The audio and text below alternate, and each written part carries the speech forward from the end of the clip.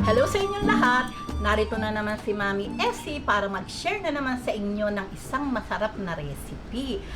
Ang boneless bangus salpikaw. Pero bago tayo mag-umpisa, kung kayo ay nasa Facebook, don't forget to follow, like, and share.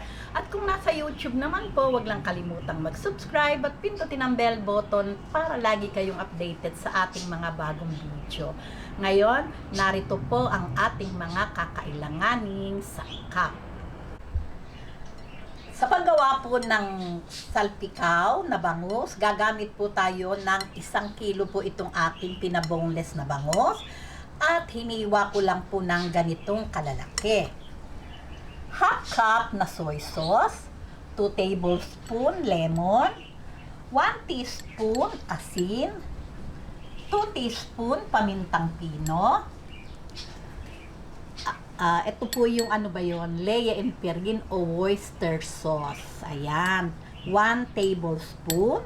1 tablespoon sugar. 2 tablespoon oyster sauce. 1 tablespoon butter. At ito po yung ating gagawing pang-toppings. Magto-toasted garlic po tayo at itong dahon ng sibuyas.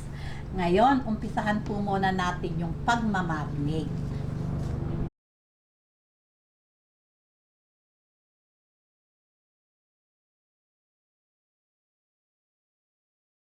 Lagyan po natin ng 1 teaspoon na paminta. Ayan. Yung pong matitira, syempre po gagamitin po natin yun sa paggawa ng sauce. Ayan. 1 teaspoon salt. 2 teaspoon lemon. 2 tablespoon na lemon. At ito pong soy sauce, lagyan po natin ng 3 tablespoon. Ayan. Ngayon po, marinate lang po natin. Ayan, itabi po muna natin itong ating marinate at uumpisahan na po natin yung pagtotoast ng garlic. Okay. Ngayon, lagay po natin itong garlic. Pag po tayo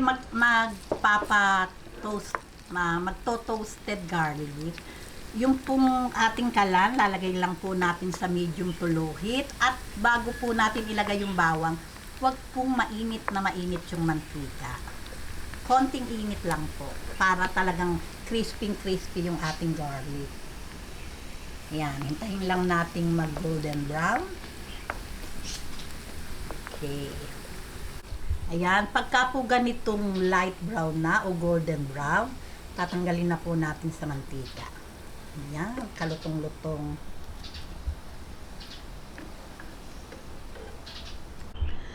Ngayon, after 30 minutes ng pag-marinate natin o pagbabad ng bangus, piprituhin po natin yan dito sa pinag-toastedan ko ng garlic para po may flavor yung ating bangus. Mas malinamnam po talaga at mas masarap.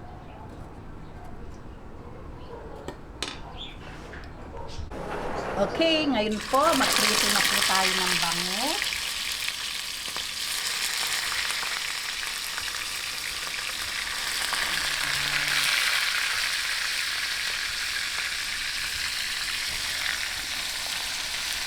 Yan, hintayin lang po natin mag light brown o golden brown yung magkabilang side. Ayan, pagka po ganitong golden brown na o light brown, hahanguin na po natin.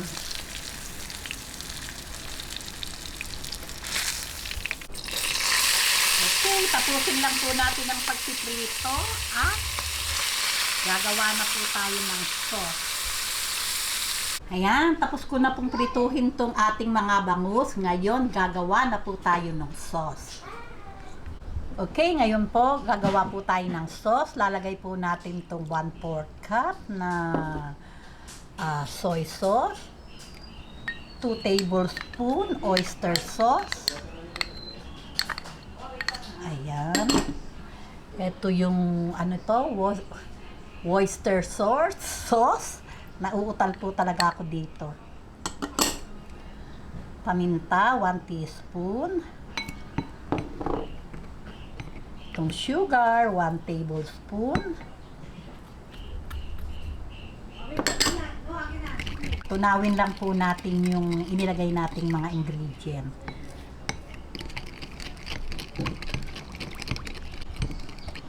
Ayan. Pagka po ganitong tunaw na po itong ating sauce, yung pong pinaghalo-halo nating ingredient, ngayon po atin pong palalaputin. Ayan, lagay na po natin.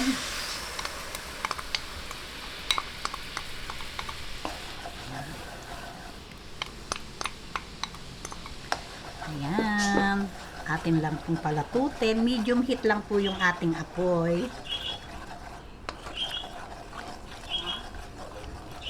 Ayan, pagka po ganitong medyo malapot na po yung ating sauce, lagay na po natin tong butter.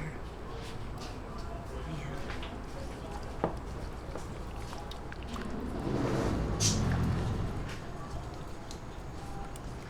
Ayan, tunawin lang po natin bago natin ilagay yung ating bangus. Okay, lagay na po natin.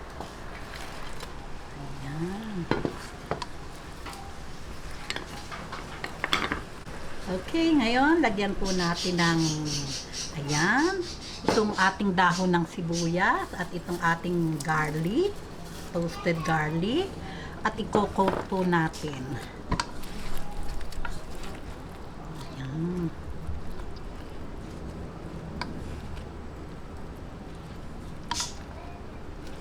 Napakabango po.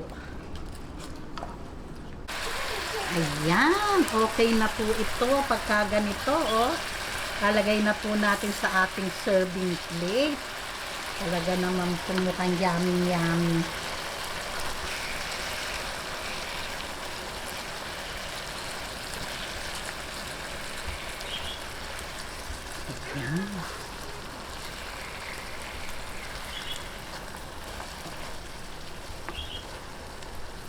Okay. Patayin na po natin ang apoy at ready na po ito. Ayan.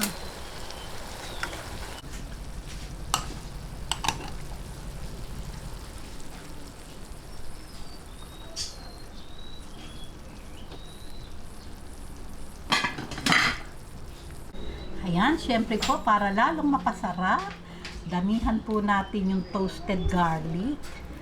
Ayan. Okay na.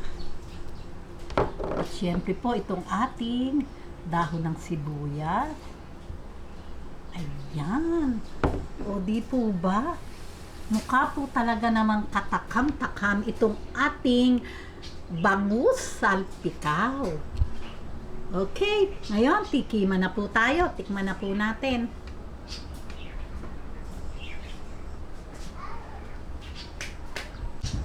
Okay, tikiman na po.